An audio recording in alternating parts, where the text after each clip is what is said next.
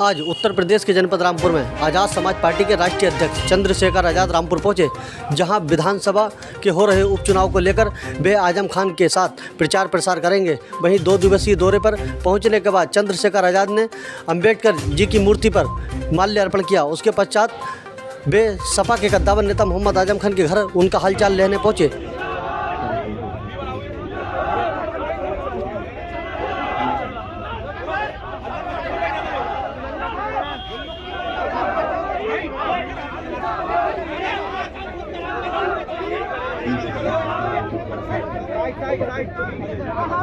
स्वागत करने के लिए आजाद समाज पार्टी और थोड़ा हाथ तो नहीं चला।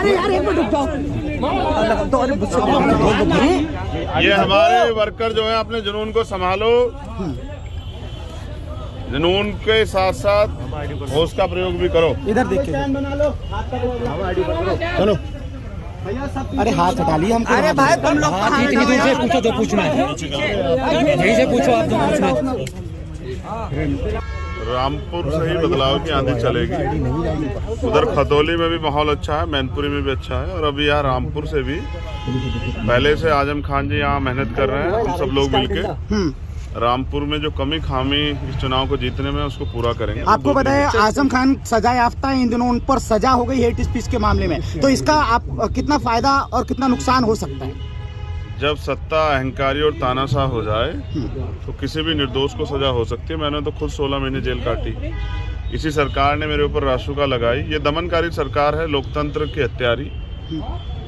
ये लोकतंत्र और लोकतंत्र का जो उद्देश्य है उसमें भरोसा नहीं रखती। ये हमेशा से लोकतंत्र को कुचलना चाहती है। उसी के परिणाम है कि जो लोग अन्याय अत्याचार खिलाफ आवाज़ उठा रहे हैं, सरकार खिलाफ आवाज़ उठा रहे हैं, तो उनको इन तमाम तरह की परेशानियों का सामना करना पड़ रहा है। तो आज लोकतंत्र बचाने की लड़ाई है, आज संविधान बचाने की लड़ाई है, और जहां भी अन्याय होगा वहां चंद्रशेखर आज़ाद भी हमारे में आज़ाद समाज पार्टी हमेशा खड़ी रहती है। उत्तर प्रदेश में क्राइम का जो रेट है घटा है या नहीं बढ़ा है, आप बताओ। आपने एनसीआरबी का डाटा अगर पढ़ा हो तो कैपिटल क्राइम के करीब है उत्तर प्रदेश। मुख्यमंत्री जी पीठ खुद की थपथपाते रहते हैं, या गृह मंत्री आते हैं वो इनकी पीठ थपथपाते रहते हैं। सच ये है कि सरकार में तो पत्रकार भी सुरक्षित नहीं।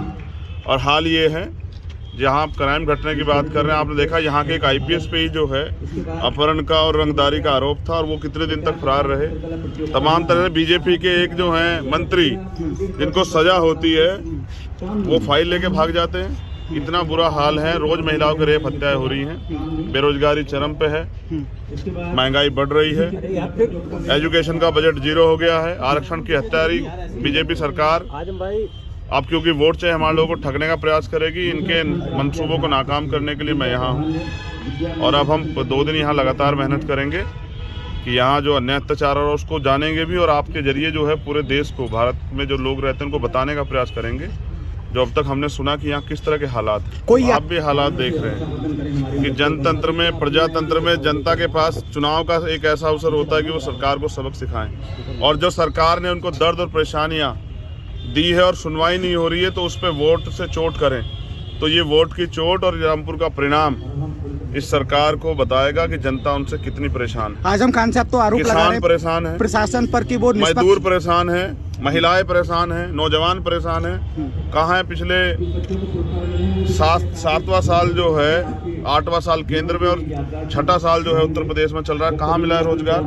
कोई भी एक भर्ती बताइए जिसमें घोटाला ना हो, जिसका पेपर लीक ना हुआ हो, और अगर भर्ती उसमें आरक्षण में घोटाला ना हुआ हो।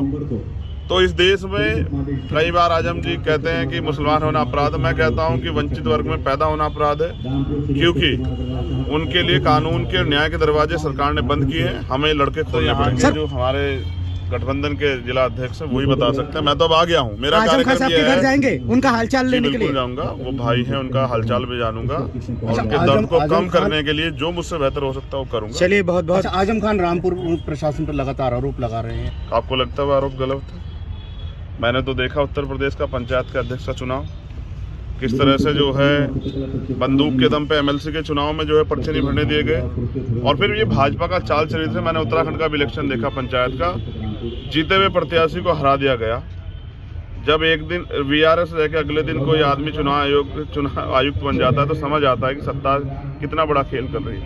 तो आजम जी ने जो कहा है वो सत्य है। उस सत्य को बाकी काम हमारा है दुनिया के सामने, भारतवासियों के सामने, क्योंकि बड़ा संगठन हमारा है कि बताना कि ये जो बीजेपी गुजरात में और अन्य चुनाव में जो बहुत कानून व्यवस्था के वादे करते हैं, उनकी सच्चाई क्या है, ये बताने के लिए हम लोग यहाँ हैं। और अब मैं आज रामपुर घूमूंगा, देखूंगा लोगों में किस तरह का माहौल है। कोई डर का माहौल है तो उनको ये विश्वास दिलाया जाएगा कि वो डरे ना। हम सब लोग उनका साथ है। अगर सरकार गोली चलाएगी तो हम गोली पहले हम खाएंगे। सरकार अगर लाठी चलाएगी तो पहले लाठी हम खाएंगे, नीले पटके वाले। उसके बाद रामपुर वासियों पे आंच आएगी। ये लड़ाई संविधान और लोकतंत्र बचाने की है। अगर ये खून से भी सींचनी पड़ी तो हम अपना खून देके भी इसको सींचेंगे। भारत की जनता का जो विश्वास है लोकतंत्र में, संविधान में, उसको बना के रखेंगे।